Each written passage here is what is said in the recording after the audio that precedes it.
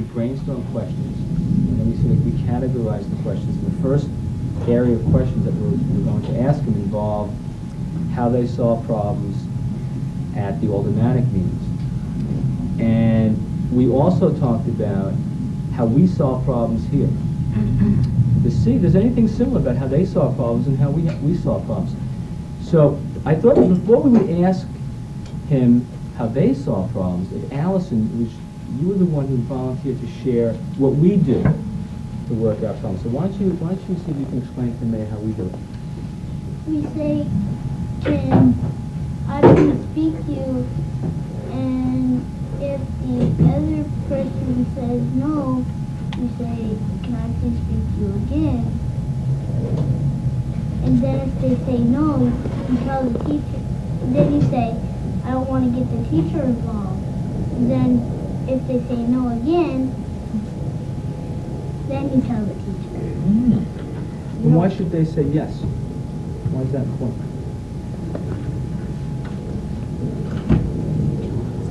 So that you know that you can talk to them, speak to them. What? How does it make the person feel when they say no?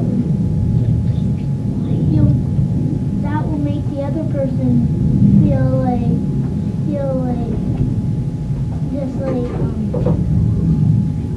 it will make the other person feel bad. Exactly. And also, I think from what I gather, you're trying to solve your problem without involving the teacher. Is that right? Right. To start with, just kids working it out themselves, which I think is a good idea. Some also can say that some don't get into a big fight, they can encourage. Absolutely. That sounds like an excellent idea. That's now what it reminds me of is not just how we have to work out differences in the Board of Aldermen, but really what comes to my mind, and it reminds me of something that we did this week, is how countries around the world have got to work out problems. Now, I remember I was here last year, and I remember that, and I met with some of you, I guess some of you went there, okay? And I saw this beautiful mural that you guys have been working on. And I think it showed different peoples around the world and different countries. And just this week, I don't know if you heard about it, we are going to be establishing a sister city program with a city in the Soviet Union. We're in the process of working on that. Who knows what a sister city program is? Yeah, you know what it is? Yes? Okay, well, tell me. Well, like if some kids from Russia come here and some kids from Burlington go there. Right. Well, we could even do pen pals and write letters. But the point of it is pretty much what you guys have been talking about, is to figure out a way that people can work out differences without banging themselves over the head, or even worse yet, without going to war and dropping nuclear bombs, right? Right. So all of us are trying to figure out, okay, if people speak a different language, or maybe they're a different color, or they have different cultural traditions, or they have different political ideologies or different religions, does that mean that they have to hate each other? No, it doesn't. So what we have to sit down, and I think what you're doing is the same type of thing. People have got to sit down, and once they get to know each other and they talk about their problems, they can work them out. So one of the things that we're trying to do is to see if we could develop a sister city program. And someday, it's not going to happen tomorrow, but you know what I would love to see? Someday in the future, I would like to see families, your mothers and dads and yourselves maybe, go to the Soviet Union and learn about that country, and people from there come to here. And maybe have people even live in our community and their kids. Wouldn't it be interesting if we had kids in this class who are from different countries? Would that be interesting? Yeah. Because then you can learn. I mean, you have to read the books to understand what's going on in other countries. But if you actually had kids here who are from Nicaragua or from the Soviet Union, and they could tell you what's going on in their own country, boy, you could learn a whole lot. And then, if kids from Vermont or Burlington were in those countries, they can tell those people what was going on in their hometown or their country. So that's kind of what we're trying to do. Yes? We got 2 maps that we can tell about the whole world. That's right. That's fantastic. And that is an excellent way. You have maps, and you have atlases, and you have all kinds of encyclopedias, and that's an excellent way to learn about the world. But it's also wonderful to go and travel and meet people and have them come here. So someday I hope that you'll be able to travel and see different things, and other people will come to see you. Okay? One of the fun things that I have in my office is that every week, or every couple of weeks, there's usually somebody from some other country. I think it's a gentleman from Scotland who's going to come in, maybe on Monday. And sometimes we get people from Africa or from Asia or from Latin America come. And it's very interesting for me. We've had people from China and Japan just to talk about people who come from different countries. Yep. Can you understand the way they talk? No, I can't. So usually either they will speak English or there'll be a translator in the room, somebody who can translate what they're we saying. did last year when we went to that big school. VHS. Yeah. spoke to the Russian students. Yeah, That's right. and- And I was there. Did anyone remember seeing me there that night? And I was very impressed by what your classroom did. I thought it was just about as nice as what anybody did. Okay?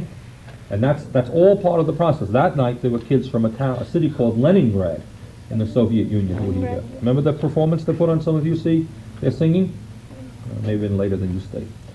Okay, well anyhow, I am very glad to see that you work out your differences that way, because that is a very good way to work it out. To try to listen to somebody, to try to understand what's on somebody else's mind. Okay. So Michael, this is a perfect time for you to ask your question. How do you stop the arguments when people disagree? At the automatically. Okay. Well, Peter Lukowski, who is, Yeah, alderman. well, Peter is not, Peter was an alderman. So Peter has Peter is now doing his student teaching here, so Peter also maybe can help me on this, because he has some experience in this as well. I think what we try to do is, sometimes though, I have to say one thing which is important for you to understand. There is nothing wrong with people disagreeing with each other, okay? People often do and should have different points of view, okay, different positions on issues. And there's nothing wrong with that. Where there is a problem, if people are rude to other people, or yelling and screaming at other people, that's not good. And you should listen to what the other person has to say, and sometimes you have to try to work out a compromise. So very often, in our city, because we have people from, we're very unusual. Burlington is the only city in America that has 3 political parties. Now, who could tell me the 2 political parties in America that usually come to your, okay, yes? So mayor, the governor, and the president. Well, those aren't political parties. They're the Democrats and the Republicans, right? Those are 2 political parties, and in Burlington we have a third, which is called the Progressive Coalition, which is what Peter and I are part of. But what has to happen, if to make things happen, is the 3 political parties have to talk to each other, and they usually do, and usually work out things, and sometimes the votes may be close, and sometimes they won't be. But basically, you have to sit down and listen to what other people say and come up with a common position that everybody can live with. That's what we try to do. In terms of listening to people, Jerry, why don't you ask your question? How do you, when people's talking, do they talk at the same time, or do they talk one at a time? The meetings of the Board of Aldermen, I am not the chairman of those. The president of the Board of Aldermen is a gentleman named Mr. Reilly, and he conducts the meeting by Robert's Rules of Order. Okay, does anyone know what that is? Now, for example, okay, let's just say we were sitting here trying to conduct a meeting and we had to take votes on different issues. Now, we know if everybody talked at the same time, we would have a problem, right? Right. So what? You wouldn't be able to hear the person. That's right. Everybody would be mumbling and no one would know what was going on. So what Mr. Reilly does is he writes down names of people as they raise their hand. And there are certain laws and rules that you follow as to voting procedures, who can talk when, who can make resolutions. But they're in a book of rules that we follow and that everybody has to obey. And that's how we conduct the meetings. But you do raise hands. People raise hands, absolutely. Like that. Now, what also happens, let me just explain a little bit. We have, in Burlington, we have 13 members of the Board of Aldermen. There are 2 representatives from each of the wards, and Peter used to be one of the representatives from Ward 3, except from Ward 4, which is the largest ward, and they have 3. So altogether, there are 13, and then there's the mayor. Okay, and the mayor has certain responsibilities that the aldermen don't have, and the aldermen have certain responsibilities that the mayor doesn't have. and essentially we work together. But that is how the body works. The city council is 13 members of the Board of Aldermen and myself. So the next area of questions involves the concerns that we have. Good. About the neighborhood and about the world. And what we're going to do is we're going to have certain kids tell you what concerns we have, and then we're going to tell you what we think we can do to solve those problems. Just like I was telling you before, we know that we're just one person, and you're not even the president, you're not in charge of the whole country, but even if you were, you can't solve all the problems. That's right. That we all need to work together to solve problems. All right, before you go any further, let me say this. I am very happy that you're doing this, and I'll tell you why. Because I happen to believe, I always go out to all the schools during the course of the year.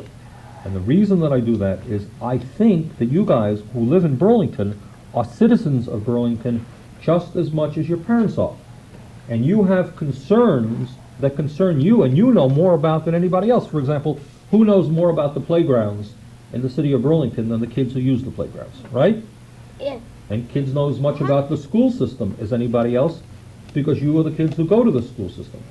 And more importantly, decisions that are being made today are going to affect you in years to come. So I am delighted that you have some questions, and I hope that you think about this city as your own city, because you have the right to voice your views and have the city become the kind of city you want it to become.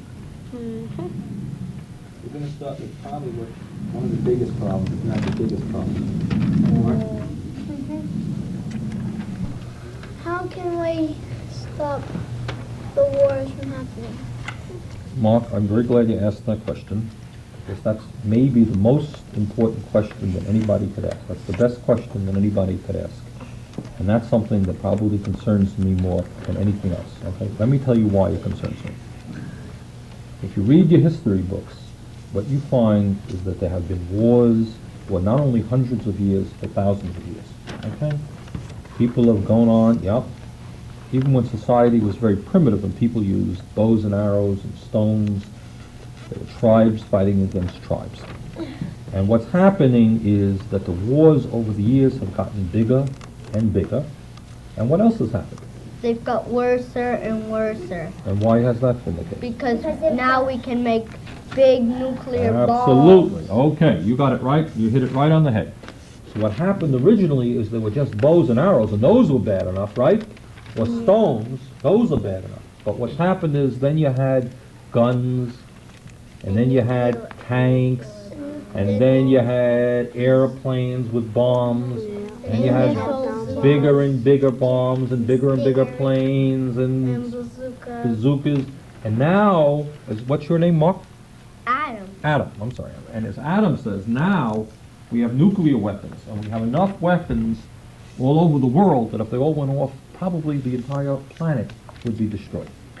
So the issue of how you stop wars becomes the most important issue, because we don't want people to be killed, we don't want the planet to be blown up, and furthermore, you know what we don't want? We don't want to be spending hundreds and hundreds and hundreds of billions of dollars on weapons when children and their parents and the schools and the environment need more help. Okay, in other words, we would rather spend more money on books for this school, right? A lot of things that we could buy at Bond School, correct? That's right. A lot of things that we need. We could buy, spend money building nicer housing, right? And bigger park system, and making sure that nobody has to sleep out on the street, right? So there's a lot of ways in having health care that is available to everybody that nobody has to pay for. Okay? So there's a lot of ways that we can spend our money that make a lot more sense than spending them on weapons and guns and uniforms, right? Right. So one of the things that I work on very hard is to just try to figure out ways that we can stop war. One of the wars that we're trying to stop now is the war in Nicaragua, okay? And we hope by inviting and having a sister city relationship with the Soviet Union, that is a way that we can make sure there's never going to be a war between the United States and the Soviet Union. And if kids from the Soviet Union come here and a sister city program is developed. But your question is an excellent question, okay? And the main point, though, that I wanted to make, and it has to do with the first discussion that we had, is how do people communicate with each other? When you and you have a difference now, what you do is you sit down and you talk about it, right? You don't throw things at each other. That's right, and you don't hit the people. And that's what countries have to do. And that's why, for example, we have an international court of law where, say, the United States and the Soviet Union, Russia, have different points of view. They have to have the opportunity to present their points of view before a judge. Right? Now that makes a lot more sense, and the judge can say, well, you're right or you're wrong, rather than people going to war and killing each other. So I think that's what we're trying to do. We're trying to figure out a way, maybe through the United Nations. Have you studied the United Nations? Okay, well, I'm sure when you will. The United Nations is in New York, and someday if you guys are ever in New York, you should go to the United Nations, because it's very interesting. What you will see there is people from every country in the world, and they meet every day, and they talk about their problems. Okay, and they are trying to make sure that war doesn't take place. But your question is a very good question. There is no issue that's more important. And the main lesson to be learned is you've got to listen to both sides of the story. Okay, don't always think that our country is right and the other countries are wrong. Any more that they should think that their country is always right and our country is always wrong. Usually it's somewhere in the middle. But mostly you got to hear both sides of the story, and you have to figure out a way to resolve the differences without people killing each other. Okay? But that's an excellent question. I hope you guys think about that and learn about that. That's pretty much what we came up with. You know, looking at the list that we made this morning about wars, Yep. and on the other side, how we can solve problems, and we talked about how we need to talk out problems. Because one day, you're going to be the ones that are grown up. Right? Good. If you think solving problems violently is okay when you're a kid, you may think that when you're an adult. And the other thing, one second, let me tell you something else that's important too. Okay? Is the reason that you've got to learn to read and write and know what's going on in the world is you can't know how the kids in another country feel unless you know a little bit about their country. Right? Right. So you have to be, A, you have to be a good reader. B, you have to have books which will tell you what's going on around the rest of the world. And one of the concerns that I have is a lot of people in our country know nothing, know very, very little about what's going on in the rest of the world. For example, have any of you ever been even to Canada? Who's been to Canada? Terrific. Okay. Now, Canada is a whole different country from ours, and the province on top of us is Quebec. And what language do they speak? Who can tell me? Yep. French. They speak French. So we have a whole country 50 or 60 miles away from us, and I think we don't even know as much about that. One of the things I would love to see, by the way, is the Sister City program with a school in Quebec. So we could learn something about what's going on to our neighbors right to the north of us. Okay, but that's the main point. Learn what's going on in the rest of the world. Okay. Marcus, you may have sort of answered this question a little bit. Ask your question. See if you. Let's see if anybody can figure out what he already said about the solution to this problem. We talked How about it a little bit. can we help the poor and homeless? Okay. And he talked about that a minute ago. With the Well- war-related problem. Let's want to see if Well, anybody that's- picked up on that. Something that you said.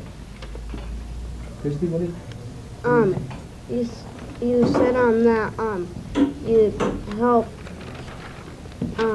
help try poor people have not people have the sleeping out on the streets and Yeah, but he related it to the whole idea of war. Okay, what was the connection to that? He was answering the question about how do we solve the problem of wars. And there was a connection there that the poor mayor made. people. It was about poor people. Yeah, but what was the connection between wars and poor people that he was making? Julianne? what do you think?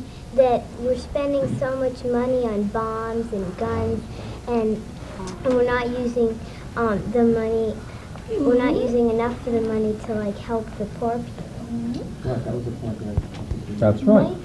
Now let me tell you a story.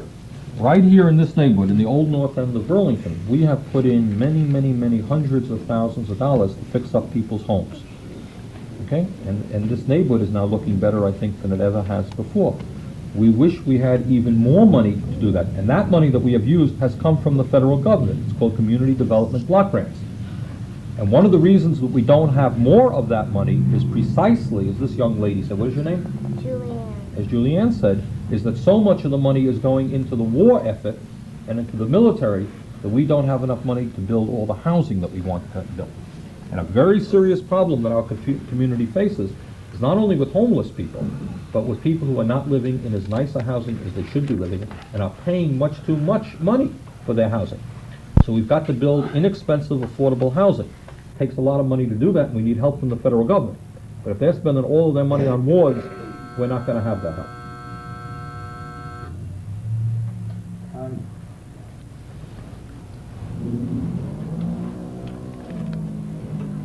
Some people have to kill and murder, kidnap. You kind of listed things that had to do with violations to people's property and to their bodies. Right here. What can you On do? the other side. It's on the other one. Okay. it says nervous. Why do people kill and kidnap? I'll tell you why I think. And steal. And steal. Okay. Well, there are a couple of reasons, and I'll tell you what I think. I think what happens is some people, give you an example, okay, maybe we could use this as an example in this classroom. Let's say that there was a kid who, for whatever reason, was really not feeling good about school or the class or the kids in the class, okay? And this kid, instead of sitting in here and participating in the discussion, was sitting out there in the corner or was out in the hallway. He was really angry, okay? And he felt that nobody liked him, that life really wasn't a lot of fun. He didn't sit around discussing things. He didn't have parties. He didn't sing songs, okay? He's sitting out there and he's angry at his mother and his father, and he's angry at the kids, and he's angry at the teacher. He's angry at everybody. You know how he's going to get even? How does he get even? Well, he's going to come and he's going to take somebody's lunch and he's going to break it because he's really angry at everybody. Or maybe he's going to take a rock and throw it through a window because he doesn't want anybody to have a good time. See, we're having a good time in class and you're having fun, but he's angry. And I think what happens is out in the world, you have a number of people who are just, they don't have people who love them, they don't have people whom they love, they don't enjoy things, and they're angry, and they want to destroy things, and they want to hurt people. And that's what ends up happening. So what they will do is destroy property. Sometimes also connected to that, those people are very, very poor. They haven't had the education and the background to go out and get a job and earn a living. So not being able to get a good job, then they get hooked up on drugs or bad things and they need money. And the only way they know how to get money is to steal the money. So it becomes like a vicious circle. They're on the outside. They're very upset, and then they need money, and they get money illegally. Yes, sweetheart? Somebody stole my UCR. That's right. That's right. And that happens. People, would somebody come into the house and steal it? That's right. And then they're going to sell it. Maybe they'll use that money to buy drugs. And the reason that they use drugs is it makes them think that they're happy for a second. They're not really, because they really are uncomfortable in dealing with the world. Yeah. There's a commercial about, where this guy, he puts an egg in the pan and goes, if you take drugs, this is what drugs will do to your brain. Mm-hmm. Now, some people don't know that, but that's right. Drugs are a very powerful, depending on the drug, it's very, very powerful, and it affects your brain. And what some people mistakenly think, while it makes them feel good for a second or two, or for a few minutes, it does very serious problems to your whole body. And I hope all of you understand that, right? Right, Right. Die. And so, oh, absolutely. A lot of people die who use drugs, and some people use certain types of drugs which make them addicted. Who knows what that means, to be addicted? Who can explain addicted to me? You explain that to me, sweetheart. They never stop doing it. That's right. That's right. Precisely. What that means is, and it's like alcohol too. Alcohol can become addictive, and some people, have you ever seen some people around here who are drunk? Who can tell me if you've seen people who are drunk? Okay, do you want to tell me more about that, sweetheart? Yeah, I saw, and, well, first of all, it's not nice, it's not good to drink because of, when, a time, if you're drinking and you're driving, you might get in a big accident. That's right. And who else wants to tell me about drinking? Okay, you, yeah. Well, if you drink, you get wild up and fall downstairs and you can break your leg. That's right. And also when you drink and you put the key in your tires and you're driving and you go to sleep, nobody's driving and you can crash into a house. That's right. Who else wants? Did you want to tell me something? Yeah, somebody broke into my house and stole my father's, radio. Okay, yes. I know somebody I know it's my dad's radio. I know who stole it. And it was a nice radio. It had a clock on it. And it had 2 places to put tape in. It was nice, and I get to use it all the time, but somebody stole it. Okay, yeah. If you drink or you take drugs, you might hurt somebody really bad. You can hurt somebody else because you become a little crazy and you can hurt yourself. Yep. Well, if you get so drunk, you could really get so drunk, you could go back to your house and you could kill your own child. That's right. That's a very good point, because a lot of crime and a lot of accidents take place when people are drunk. A lot of accidents, and that's why you've seen the commercials on television about driving when you're drunk. Okay, who hasn't? That's right. But your point is very good, is that sometimes when people are drunk is when they do especially stupid things. Julianne, this is your question, right? Okay, Julianne, did you want to say some more about that? That's right. What should we do to, stop giving so much money and drugs? Well, I think what, first of all, we try to do is to make people aware of how dangerous drugs are, and that kids should understand that if somebody offers you drugs, that's a very, very bad thing. That you should say no. Say no to drugs. Right. Say no to drugs because it's only going to make you sick and hurt yourself. Like on that commercial, on that commercial where that, One at a time. on that commercial where that little raccoon with that hat on says to that little boy, this little boy has a little pin on here that says, Rascal, and his big brothers are drinking and his big brother's friends are drinking, and they said, he's gonna tell, and the big brother said, I want some, and he said no.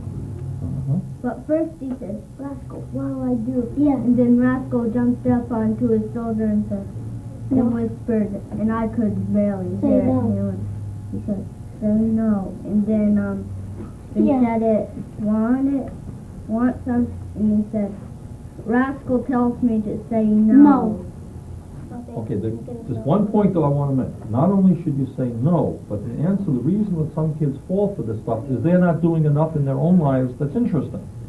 Okay, so I think if you're reading and you're playing ball and you're doing all of the things that are exciting and interesting, there's no reason why you're going to want drugs in the first place. Anyone else want to say more on that? Yep. If you saw anybody and somebody's got some real drunk, you could, and they're fighting, you could go to somewhere and find someone and tell them to call the cops so you could stop the fight. Yep. Once I did that. Okay. I'd like to answer a couple more questions. Yeah, let's go. I just wanted to make one point too, is that when we talked about murder, rape, and stealing, things that happen to people do things to people that aren't okay. This morning you told me that one of the ways that we can solve that problem is by respecting each other right now. Right? And doing things that are okay, learning how to treat people properly right now. But I think the man made an interesting point when he said that a lot of people who don't do that are people who are really angry, who aren't enjoying life. And I was thinking maybe we can put that on the list, feeling good about yourself. People who feel good and feel happy aren't going to be creating problems for people. And you also made that connection with drugs, that people who don't feel good, those are the people who tend to get into drugs and into drinking. And we had another person, who was the person concerned about speeding? I was. Great, and Lee, you were going to mention that.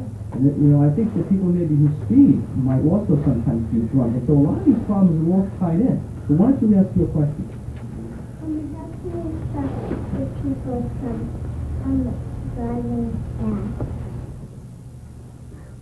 Question is, how can we stop people from driving fast? Well, what we do is, for a start, we post signs all over the road. When you're out on the road, do you ever see signs? Yeah, they say speed limit, That's right. 25 or stop or... That's right. And then we have stop signs. So in the city, it goes without saying that in a city like Burlington or any town, people are, because of signs and because of laws, have to drive slower. And the reason, who can tell me the reason why people drive slower in a city than they do on the interstate, say? Yep. On the interstate, there's not that many cars, but in the city, there's a lot of cars. In the interstate, we can go kind of fast. That's right. And what else? Yep. Because like if somebody's walking up and they can't stop, and also there's like a bunch of corners and sometimes there's four ways. But those are the reasons. Number one, there are people walking across the street. We don't want people driving 60 miles an hour down North Street, right? That's right. If they're driving 60 miles an hour and you're walking across the street, they're not going to see you and they're not going to be able to stop on time. And also there's a lot more traffic here and a lot more corners. So I think you understand. So what do? Number one, we try to have laws in the city which are sensible in terms of how fast people can drive, and we post those. Number two, we have a lot of stop signs, especially around schools. We want people to drive very, very slowly. Thirdly, we have the police department out there, and they will give out tickets. If any of your parents or any adults are driving faster than the speed limit, they will get a ticket. If they get a lot of tickets, eventually they're not going to be able to drive. Yep? Or sometimes when your car's parked in the wrong space, they give you tickets. That's true, too. So, can you ask me a question? I think we have a couple of really good questions. I think Fine, let's keep it moving. Yep. How do we get money to give the money to poor people? Okay.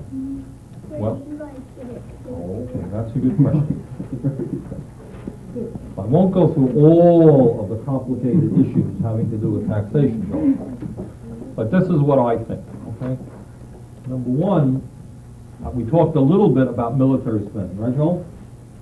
And we said that if we could stop wars and putting all of this money into weapons, we'd have more money to help people out who don't have a lot of money. So that's very important.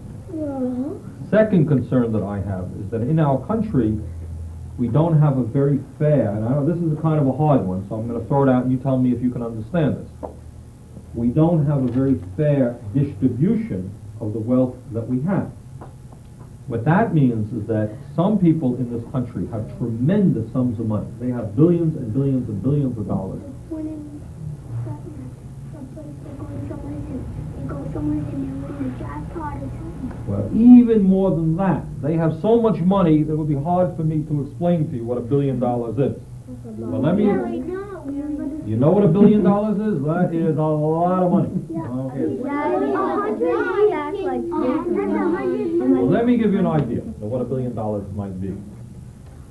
The budget for the state of Vermont itself, so for all the things that our state does and our 530,000 people utilize, all the programs and everything else that the state does is only about $400 million. There are many people in this country who have wealth, which is more than what we spend per year for the entire state, okay? So, that's a concern that I have too, is that some people have so much money they couldn't spend it in 1,000 lifetimes, and a lot of people don't have any money at all. So I think that there should be a fairer distribution of that wealth. So those are two concerns, two ways that I think that we can help out poor people. Okay? What do you think? Okay. Okay. Shannon, Okay. here's another tough one. Okay. Why can't kids vote? That's a good question, actually, and it's more complicated than the initial answer might be. Now, let me explain what is going on. When I was a young man, about 300 years ago, when I was young, you had to be 21 years of age to vote. And that's just the way it was. And then, about 20 years ago or so, did I see that 20 years? When did they change it? The voting age went from 21 down to 18. And the reason that it went down to 18 is that a lot of people were saying, hey, if I'm going to get drafted to go into the army and fight in a war and get killed at 18, surely I should have some say in being able to vote as to whether or not there's going to be a war. Does that make sense? Yeah. Well, it did make sense. So they dropped the voting age from 21 down to 18. Now, the truth of the matter is, there is nothing magical about the age of 18. Well, there's one little thing, actually, but might the voting age in this country at some point in the future, go lower than 18? I think it might. But it's tied into a couple of things. I think a concern is that if kids, to vote, you've got to be independent. And sometimes if little kids are dependent upon their parents, can they vote differently than the way their parents might want them to vote? That's probably a concern. But, whether you can vote or not, you're citizens. And as citizens, you have the right to express your point of view. For example, if you ever had a concern about the city, you could come before the Board of Aldermen. Board of Aldermen meet on Monday night and express your concern, and the Board of Aldermen would be delighted to hear your concern. Or the school board. All right? You think the food, some of you have hot lunches here? Yeah. Is the food good? Yeah. Good. Well, I'm glad that it's good here. Some schools, we've heard that it's not good. But if you have concerns, you have a right to express your concerns. Okay? And I think in somewhat, yeah. What were you going to say? I got another question. Okay, fire away. Why should voters vote if they don't? Oh boy, that is a good question. Good. Oh, that's a real concern. And you're talking, see, Mr. Lukowski probably knows more about that than I do. Because I don't know that there's anybody in the city of Burlington who has registered more people to vote than Mr. Lukowski. Peter, do you want to comment on that question at all, or? I wish I could answer why they don't vote. I think people don't, often they don't think of what they have, their opinions is important enough. And a lot of people just don't follow what's going on. They just leave it to somebody else. And that gets us to an issue that's very important. I know that Mr. Sclafani wanted to touch upon it. He mentioned it a little while ago. Is that I am the mayor, and I have a certain amount of power and responsibility. But the truth is that everybody has got to be involved in the process. And one of the things that I'm very happy of is that in the last few years, a lot more people in Burlington vote now than used to vote. But a lot of people still don't vote. And as Peter indicated, it's a problem that we're working on all of the time. And I'll bet you some of your parents don't vote. Do some of your parents not vote? Or do they all vote? Who can tell me if your parents vote? Raise your hand if you remember if your parents vote. Okay, good. That's good. But not all parents vote. Half of them do. And I think, as Peter indicated, sometimes people say, well, what difference does it make? I only have one vote. I can't control anything, and I don't know what's going on. So that's why I want you to know what's going on in the city and in the country. You have to have an opinion. And when you get to be 18 or whatever the voting age may be at that time, you register to vote. It takes you about 2 minutes, and then you can vote in the local elections, state elections, and federal elections. Okay? Because We've got one more question, Okay. and if you have any questions you want to ask us, you can. Has there ever been a woman mayor? not in Burlington. There have been, and there are women mayors all over the country. There's a woman governor in the state. Who can tell me the name of our governor? Yeah? I think it's Madeline Kuhn. That's right, Madeline Kuhn. And Governor Kuhn is a woman. And there are other, not a whole lot, I think there's one other woman governor. There are the mayor of San Francisco is a woman, and there are many women mayors, but not enough. And one of the very important things, and I hope that all the girls in this class understand, that you, just as much as the boys, have a right to become president. There's not been a woman president, although there was a woman who was giving thought to running for president this time, from Colorado, a woman named Representative Schroeder gave some thought. So I hope that the girls will think that they have the right to be involved in politics quite as much as the boys do. It's beginning to change, but it's not changing fast enough. Other questions? That was a good question. Yeah, Kate, I'm sorry, you did have one. Well, what happens to kids, like, when they steal something?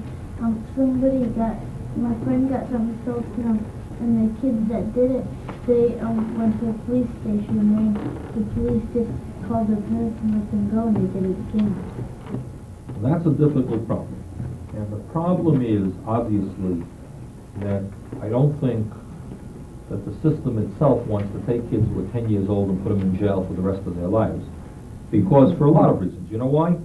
Because in some ways it will only make the situation worse. Putting a kid in jail will make that kid become what we call more of a hardened criminal. So what you want to try to do is to get to that kid and to explain to that child that stealing other people's property doesn't make a lot of sense.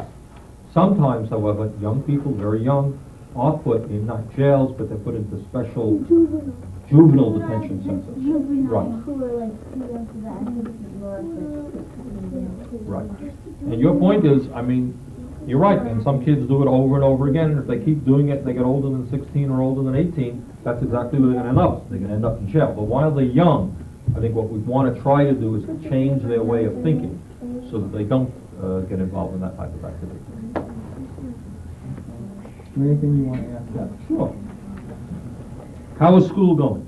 Good. Right. Well, let me tell you something that I'm very impressed. This is one of my favorite classrooms in the whole city, because I think you guys have your act together pretty good, and it seems to me interesting. Now, you tell me, what are you studying about?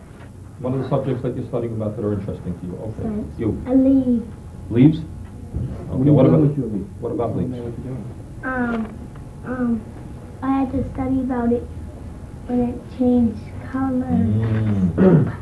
Okay, And two I things. put Two a- things. Yep, continue. And I put pieces of tape on it so I will remember. Okay, one thing that I want to tell you, okay, which is very important, is that you would be amazed how everything is related to everything else. Don't think that science is science, and reading is reading, and writing is writing, and poetry is poetry. They're all related, okay? For example, you can't know very much about what's going on in the world if you don't have some understanding of science, okay? Because science is changing the world. You know those people who invented computers? Do we have computers in the school? Yeah. Okay, right behind us. Okay, well, there's a computer revolution, and that revolution is going to continue. Okay, so you have to understand a little bit about science. Okay, and you will find out that everything is related to everything else. Okay, what else are you studying about that interests you? Yep. Fruit. Me and Ryan are studying about fruits and seeds. We're studying about the outside sides, if there's skin, if there's a soft sort of skin that you can peel off, and there's a hard that you can't get open. Okay, well, let me mention something that might be of interest to you in the springtime.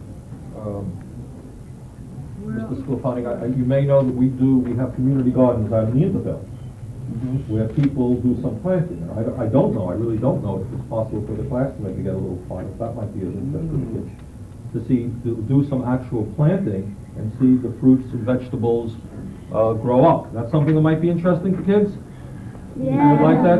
Actually grow your own garden. We do that. And also, in terms of leaves, you reminded me of something. We're doing a recycling program with leaves. That's interesting. Okay, what else do you know? Yep.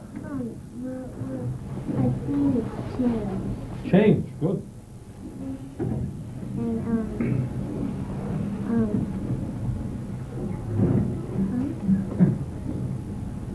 And three aspects of change are seasonal change and personal change and historical change. Boy, that is terrific. You know why that's terrific? Because change is what life is all about. We're all changing.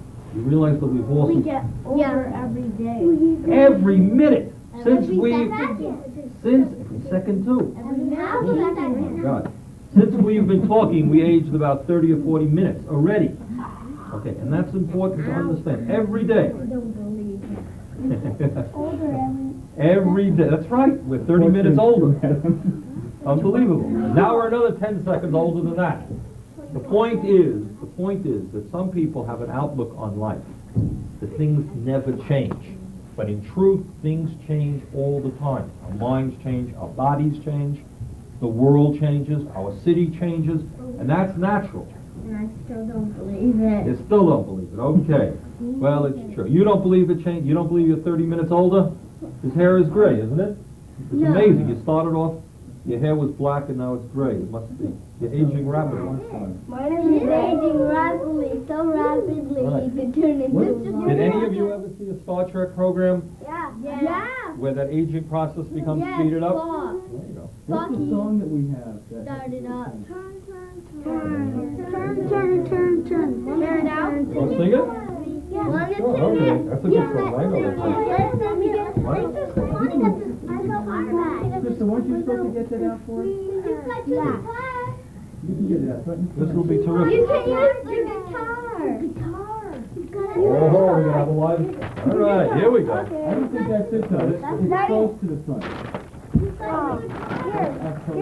I know. I'm not sure I have any tuning. There it is. This is it. Okay. Okay, hey, well, let's sing this song. I'm excited about this song. One of my favorite songs.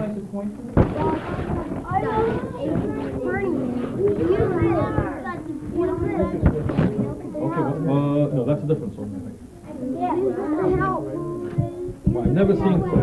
I have to tell you, kids, this is the first time in my life I've ever seen hangers being used to hang up songs. But that is a great idea. It's a wonderful idea. Okay, here. You know, Mayor Sanders, Yeah. speaking about hangers, we also had a question that we didn't include. It was an interesting question about what do mayors wear? And somebody thought that wasn't a very intelligent question. I told them how that was a Adam said real, it was dumb. when you first became a mayor, how that was a real issue. Well, I know. You know, one of the things I have to say on a personal note, that always Hangers amazes made me me. think of How that. old are you kids? I'm 8. I'm the oldest. Okay. And I think probably I am the only mayor of Burlington you've ever known or can remember, right? When everyone says mayor, you say, well, it's Mayor Sanders or Bernie. And probably you always think that all mayors always look like me, right? No. Peter looks like That's right. Peter and I come from the same background. We dress alike. But you guys both But- have gray hair. most mayors actually wear suits and ties most of the time. I do on occasion. Sometimes people get a little bit angry with me. They think I should always wear a tie, but I don't. But I wanted to tell you, mayors usually dress mostly like other business people dress. I don't. Well, I don't know that they wear a hat. All right, I'm excited about the fact that we're going to sing this song. Okay, now use the microphone. Well, I think if you sing, it'll carry fine. Ready?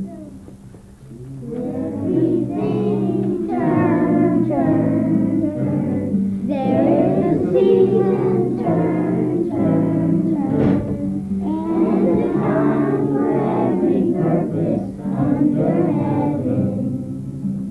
A time to be born, a time to die, a time to plant, a time to reap, a time to kill, a time to heal, a time to laugh, a time everyone, turn, turn, turn. There is a season, turn, turn, turn. And a time for every purpose under heaven. A time to love, a time to love, a time to rest, a time to mourn, a time to dress the way so, a time to so together. To everything, turn, turn, turn. There is a season, turn, turn, turn. And a time for every purpose under heaven. Time of Peace, time of war, a time of peace, a time of war, a time of peace, a time of love, a time of hate, a time to live, a time to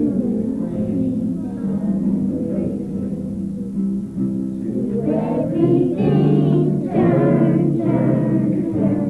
There is a season, turn, turn, turn. And a time for every purpose under heaven. A time to gain, a time to lose, a time to race, a time to sow, a time to love, a time to hate, a time of peace, a time where it's not too late. To everything, turn, turn, turn. There is a season, turn, turn, turn. And a time for every purpose under heaven. Boy, that was terrific. That was great.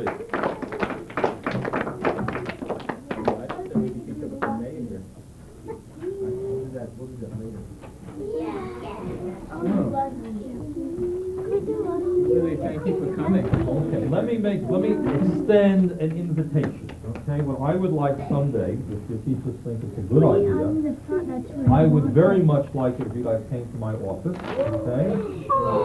Okay, and then we could show you around City Hall. I know where City Hall is. Maybe we could find your birth certificates, which are probably in the city clerk's office, okay? I'm the oldest one. I'm sure you could definitely find out when you were born. Remember it then. Yeah, I'm the oldest I know when I was Okay. born. And I found out when he was born. Okay, so I I'm the hope that oldest I'll one see in you the class. soon in City Hall, okay? Okay, thank you very much, I enjoyed it. Thank you. Okay, bye-bye.